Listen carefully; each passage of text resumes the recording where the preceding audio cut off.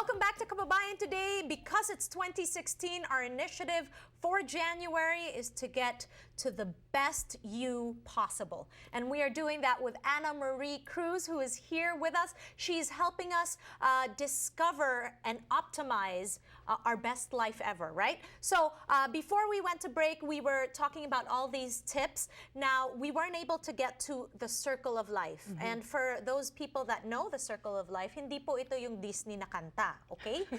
Ang bilog ng buhay. What is the circle of life? Yes, so I mentioned the primary foods and secondary foods, and the circle of life really gives you this assessment tool to look at those things and how they're all integrated, right?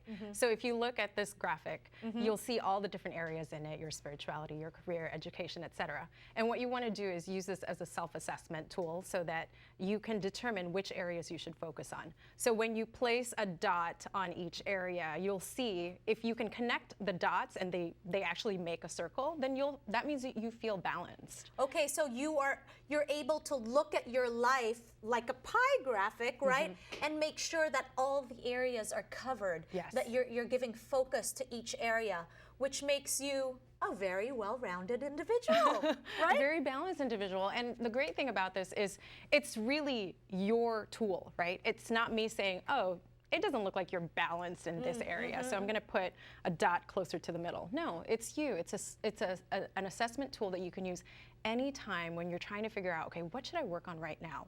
I'm feeling sort of like I'm, running all over the place. Something is going wrong. Something doesn't feel right. Something doesn't feel balanced. So this is a great check in visual. with this. Okay, yes, great. That's a great way to call it too. It's a check-in tool for yourself. All right. Okay, so for people that don't know, because this is a new year and people need help, especially in the health department, right? What is a health coach? What is a wellness coach? Can you explain that to our kababayans that might not understand what it is that health coaches do? Yes. So I would say I act as a mentor and a guide to my clients to make sure that they also stay accountable to things that they know they need to do. So a health coach typically works, I work with clients individually, but I may also partner with doctors, with different gyms to deliver that health coaching component. I also like to say it's behavior coaching. So keeping you accountable to behaviors that you should be doing, because you may go to the doctor and they might tell you, okay, you're diabetic and you need to do these things, but you leave there in 15 minutes and you kind of throw it out the door. And right, so it's somebody that you can check in with and say, guess what? I worked out 3 times a week. Yes, Or I made sure not to eat my extra rice. Right. And so a lot of it is, creating goals that will create those transformations for you, and then me keeping you accountable for those, or a health coach keeping you accountable to those. So the goal setting. Yes. Let's be realistic, because I know that I've been wanting to lose weight forever, but to put a number like, I'm going to lose 30 pounds, that's not very realistic, right? So when it comes to goal settings, I guess what we should start with are realistic goals first, right? Because the improbable goals, we can list those down too, like I'm gonna win an Oscar one day or something, but what are your tips for goal setting? Great question. I like to actually take a step back first of all. Writing goals is not that fun if you're just writing results. And like you said, I wanna lose 30 pounds. Well, not only, it's realistic, it's attainable, but it just doesn't sound fun, right? It sounds exhausting. How am I going to lose 30 pounds? How am I going to get my body back? And that's it. Like, what are the things that'll actually lead to that? So that's what we want to focus on. But I like to say, take a step back first and do this thing called visualization.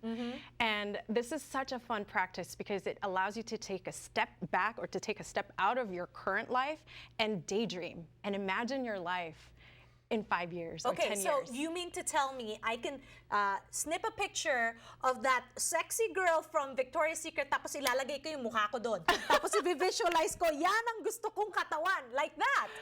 Yes, you can. And on top of that, go a little bit deeper.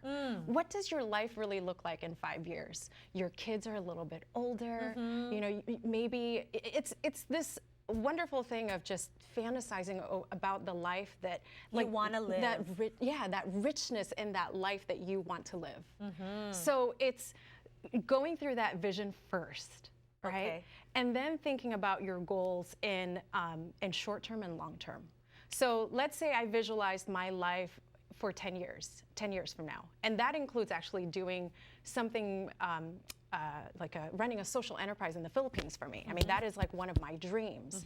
So 10 years from now, then I group my goals into short and long term. So 10 years from now, my goals would be X, Y, and Z. And then 5 years from now, those goals will feed into the 10 years. Ah, I see. Okay, so it really is organizing all your goals on a piece of paper so that you can visualize and see it. Yes. Great tip! Thank you, Anna. When we return, kasama pa rin natin si Anna, and it's time to start detoxing.